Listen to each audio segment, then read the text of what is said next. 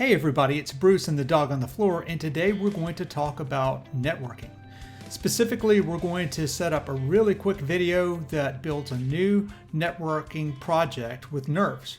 And this is the way it's going to go. We're going to do a mix nerves new, then we're going to burn the firmware, and then we're going to essentially shell into the system and build a persistent network connection on a Raspberry Pi.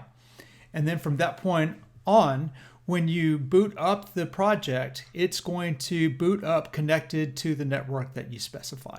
It's going to be a great session, so let's get started. Mix nerves .new, and the project is going to be chat, as in network chatter, and Chattanooga, where we're based.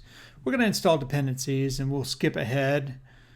All right, and the next thing we need to do is change the directory. We're going to do all this stuff right here, right? So we're going to do change directory to chat, and then we're going to export mix target equals RPI 0, because that's what we're working on.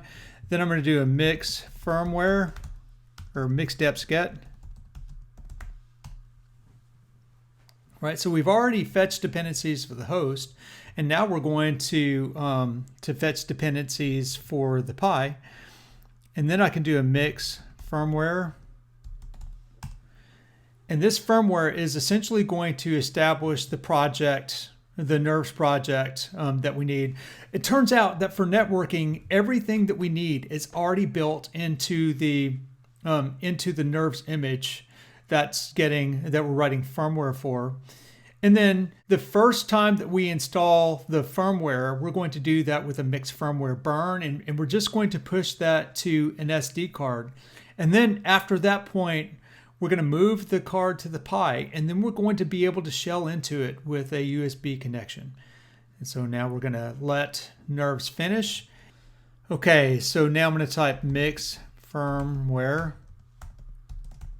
.burn, and I'm going to say yes to install the card, and then I'm also going to skip ahead until we're ready to shell in. All right, and so that's successful. Now I should be able to actually install my SD card. So now I'm just moving the SD card over to the Raspberry Pi. I just insert it in the tiny slot with the pins facing the board. And then what I'm going to do is plug in my USB to micro USB cable, and I'm going to plug it into the micro USB slot that's farthest from the edge of the board, or farthest from the ribbon connector. And then I'm going to plug the cable into the USB-C, and I'm going to let this boot up for a second. And then I should be able to shell in with SSH at nerves.local. And notice I can skip, since it has picked up my my SSH keys, I can skip the actual user and I can just go straight to the card. By default, that is nerves.local. So I'll let this fly. Might not be quite booted yet. We might have to try this again.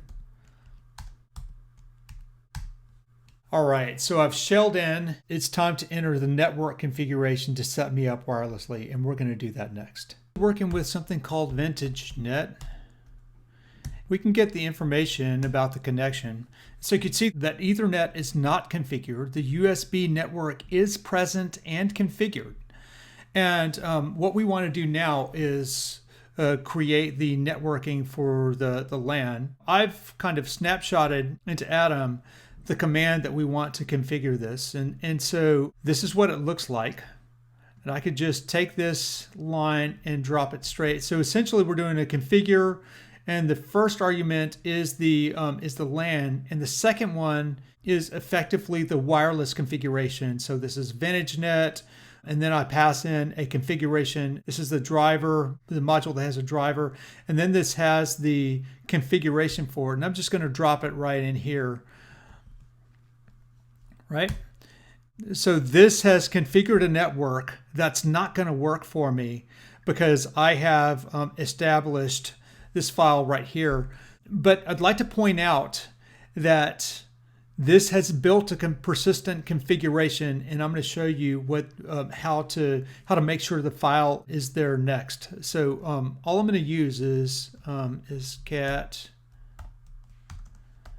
and then a file name, and the file name that we want. This is where that connection is, data in VintageNet. Let's see what that returns.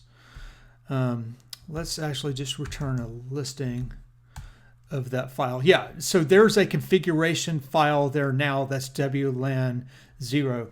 Okay, and so what I'm going to do now is I'm going to stop the video so I can actually type one of these with my actual SSID and the actual password. So this is really just the network that you're joining and the password to the network, as long as you're okay with the defaults. And so we're going to do that next. We're back, and I've actually unplugged the Raspberry Pi and plugged it back in, but using just the power USB, which is the one that's closest to the ribbon connector or the end of the Raspberry Pi. So that means that it is not connected over the USB, but I could still ping nerves.local.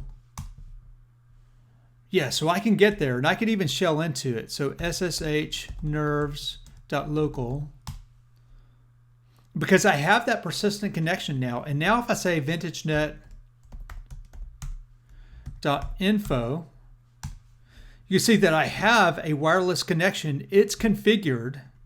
It's all set up. It's connected to my local network called Kragus with a key that we're not showing.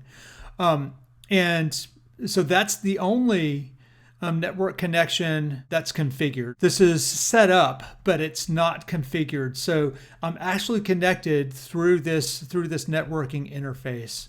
All we've done is set up a default Nerves program and then configured a persistent connection through SSH.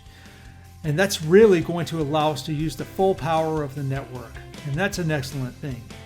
From Bruce and the dog on the floor, this is Groxio Learning.